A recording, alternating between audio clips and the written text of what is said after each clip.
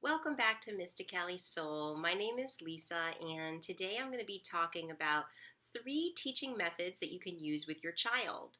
So, although these teaching methods can be used to teach a variety of skills, these methods are great for teaching language, communication, and social skills. Keep in mind that although these methods can be used for, any child, in particular, children who have language and learning delays, these methods have been proven and are evidence based to be effective in teaching children, who have difficulties with acquiring skills in these areas. So please keep watching, and hopefully, you'll find something that you can implement in your child's life. Okay, so a few examples of things that you might be interested in teaching your child would be objects. If for a very young child, you might start just matching objects, matching objects that are same. But then you would move on to receptively identifying objects and then expressively identifying objects. From there, you have following instructions, so following one step and then 2-step instructions. You have body parts, being able to label body parts. You have responding yes or no.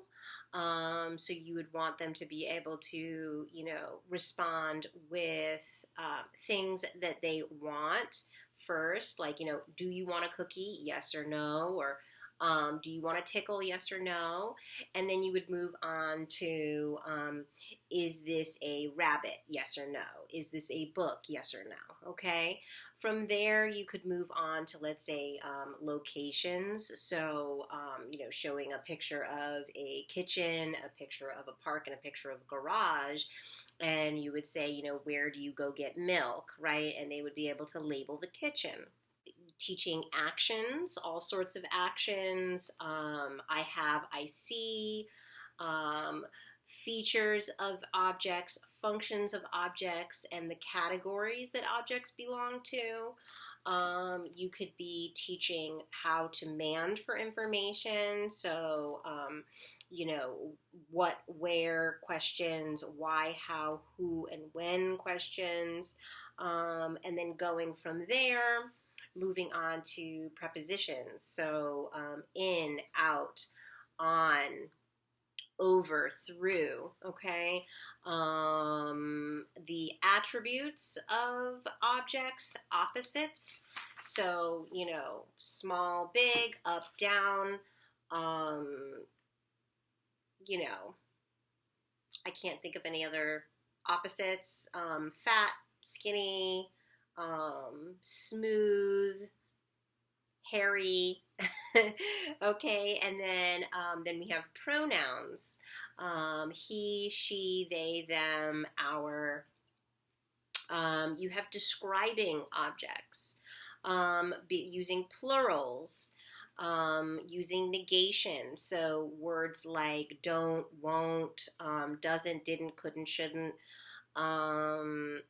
Then you have learning statement. So, I have a rock.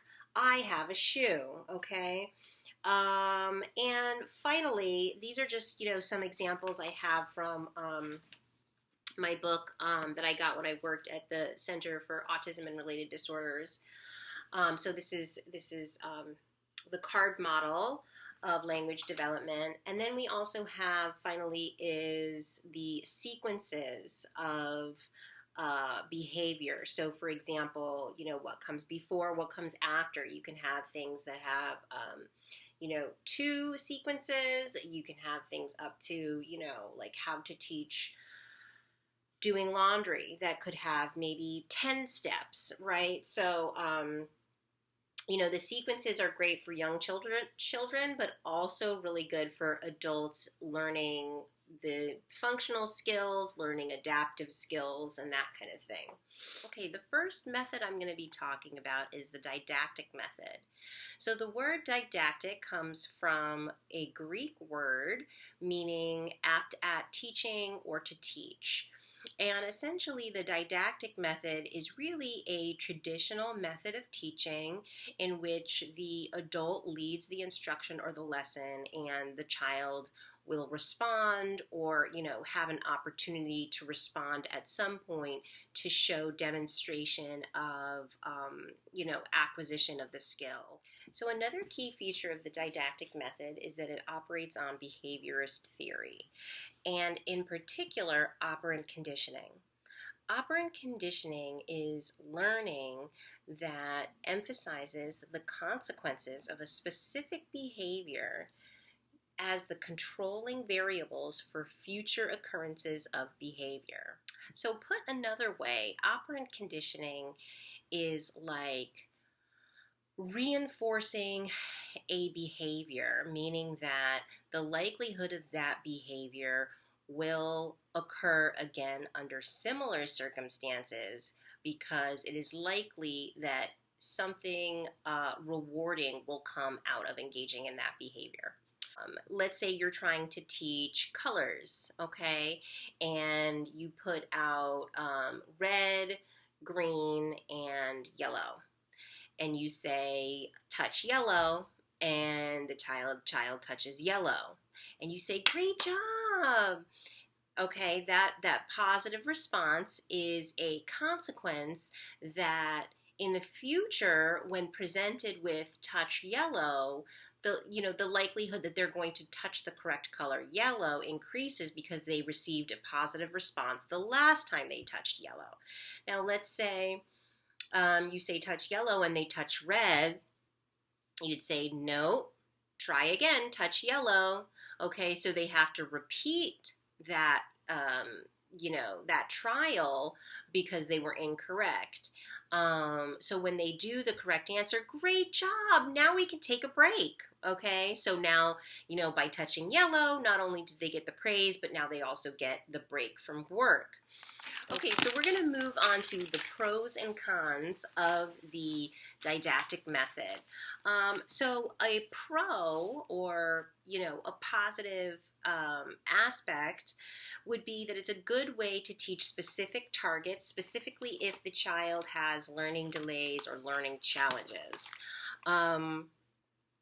Again, when we take something like discrete trial teaching, because we're breaking down kind of a skill into the most basic components, and we're teaching it in such a way where we minimize distractions, we use certain prompts and fade out those prompts in order to increase independent responding.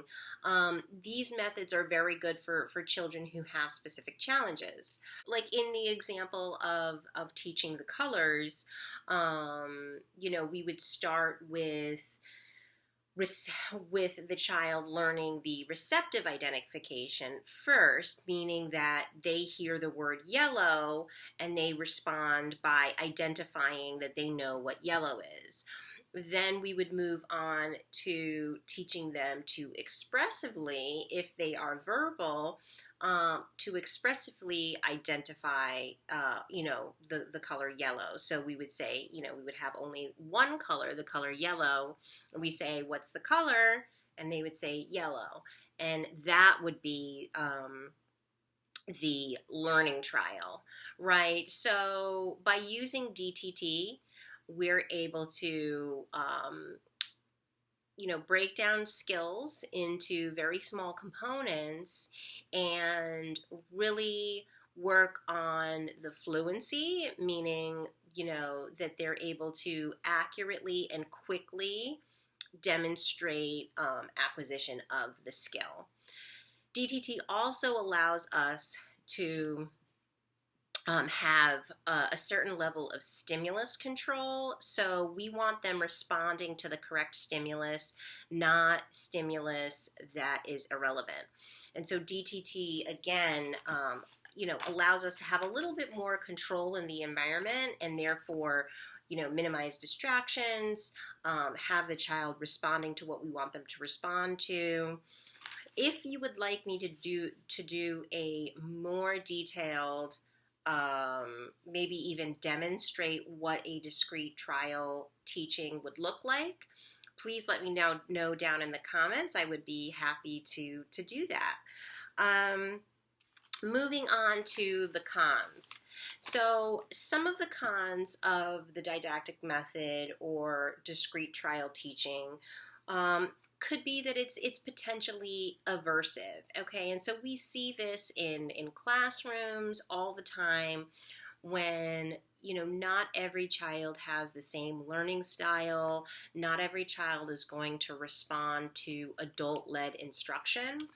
So it's really important to keep in mind that sometimes, like if a child is, let's say, misbehaving or not responding correctly,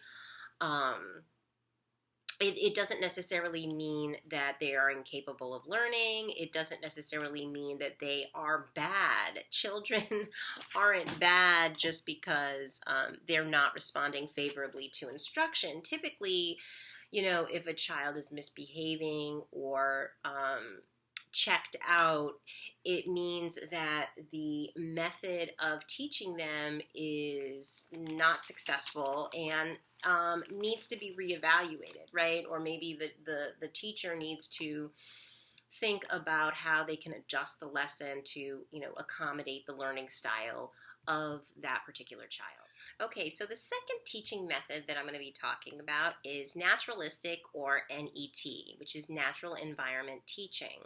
So with natural environment teaching, or NET, as the name implies, the teacher is conducting the lesson or teaching in the natural environment.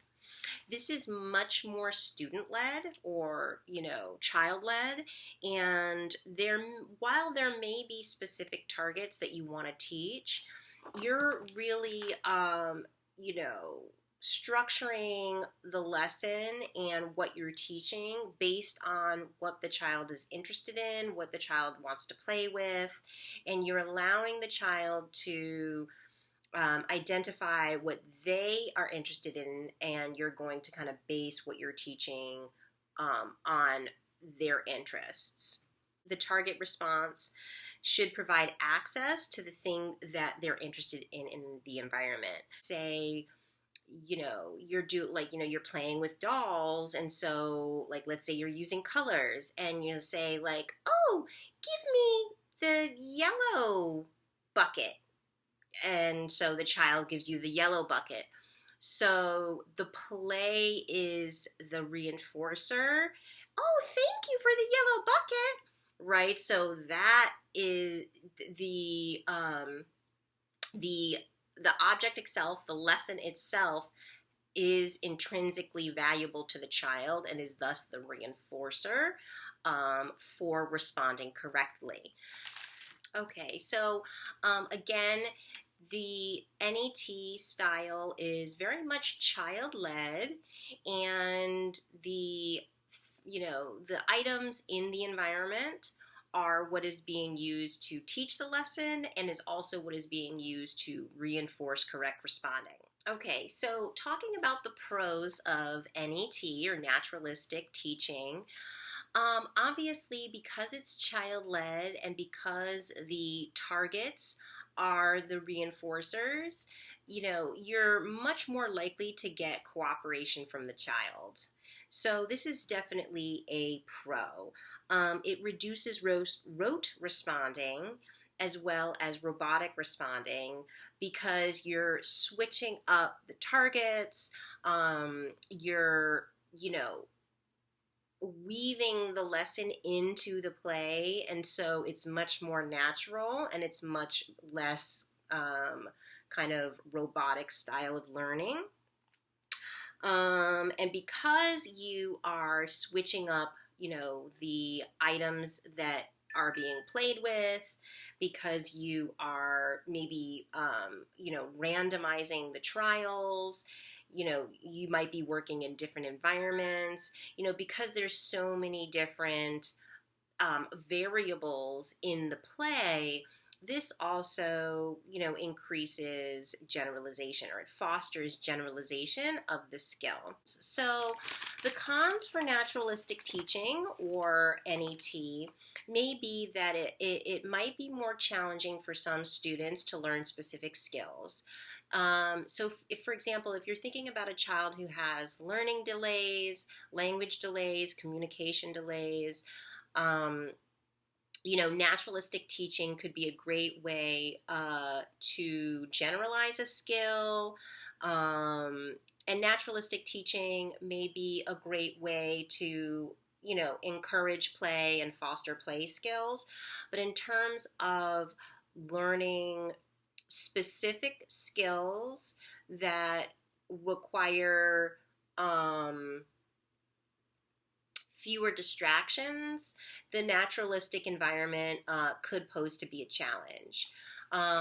So again, if you are having the child playing with a truck and you want them to learn the color yellow, a child with more significant delays and learning challenges could be so fixated on the truck that, they're not really listening to you.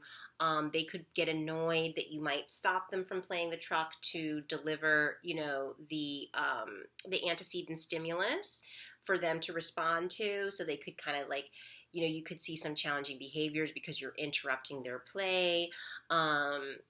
Whereas with discrete child teaching, there is an expectation that they're just kind of learning by you leading the play versus them leading the play.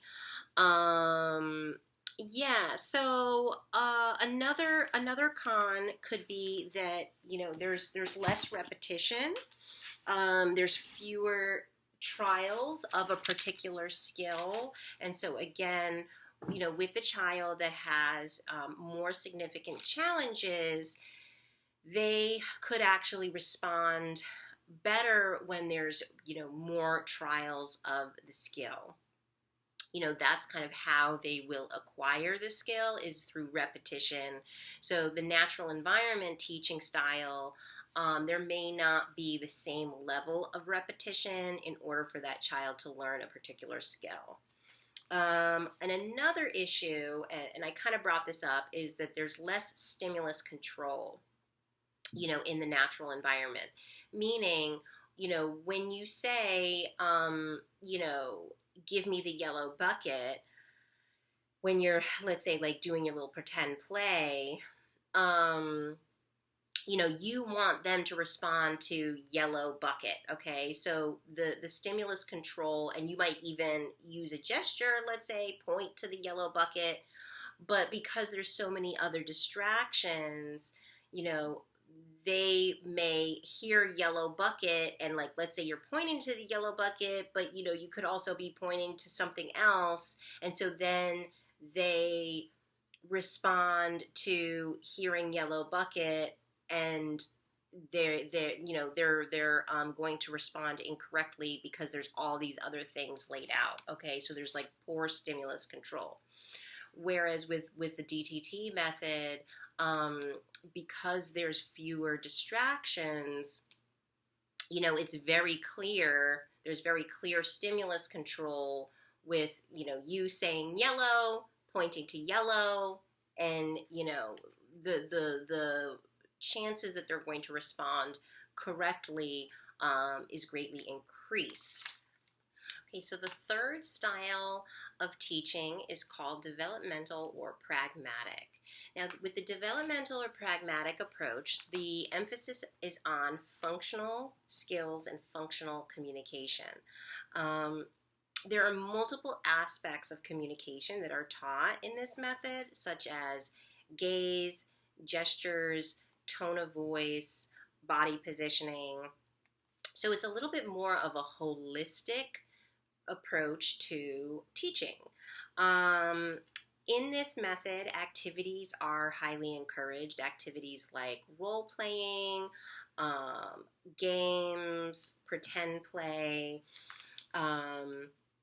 This is a great way to teach children in groups, but I think that, and this is also a great way to teach children who have significant delays, and, keeping the programming really functional, really engaging, and because it's developmental, you are gearing the lesson to where they're at, okay, where their developmental level is at. So these are a few key features of this learning style. A pro for the developmental and pragmatic method is that activities make the learning fun, interesting, engaging, and therefore it's more likely that your child is going to respond favorably and be cooperative during this type of lesson.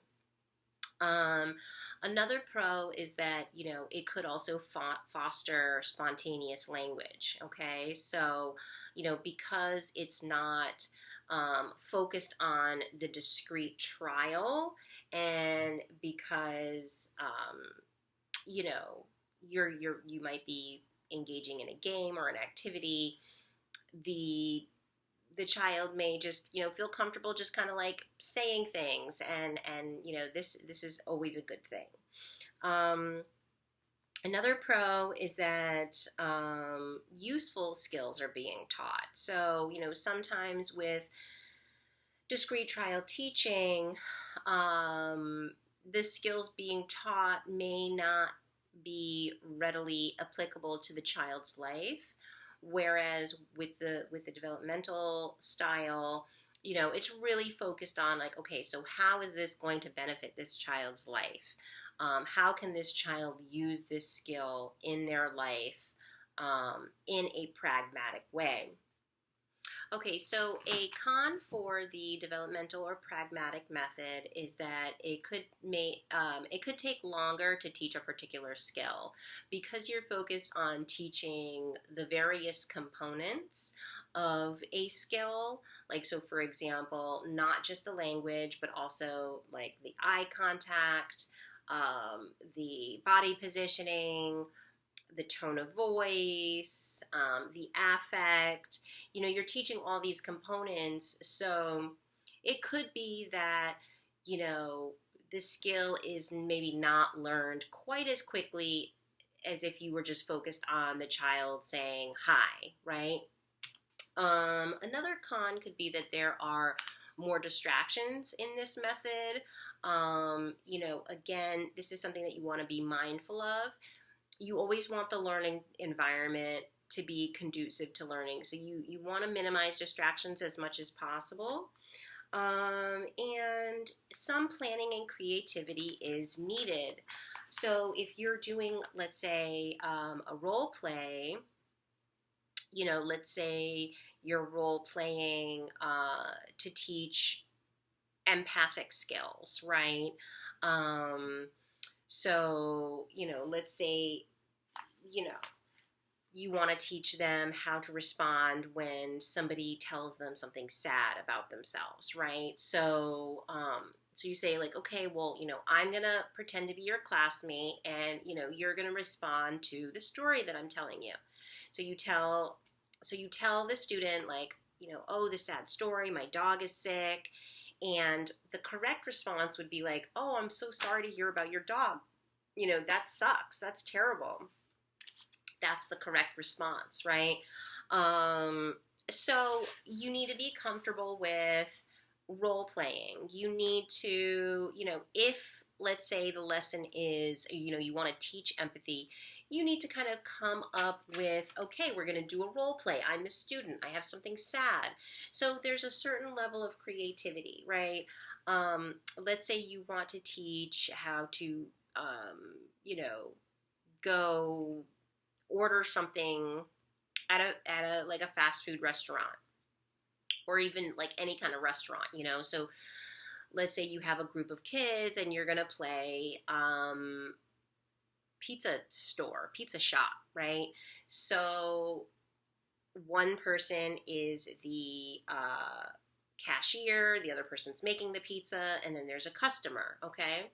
So again, you have to think of like, okay, how am I going to teach the skill of these children learning how to act appropriately as all of these different roles, right? So again, there needs to be some level of creativity and some level of, you being like a fun, engaging teacher, getting them excited to learn these skills. That's it for today's video. I hope you were able to receive something informative and beneficial. Please let me know down in the comments if you would like to see a more detailed video about any of the methods that I discussed today. And I will see you in my next video. Bye.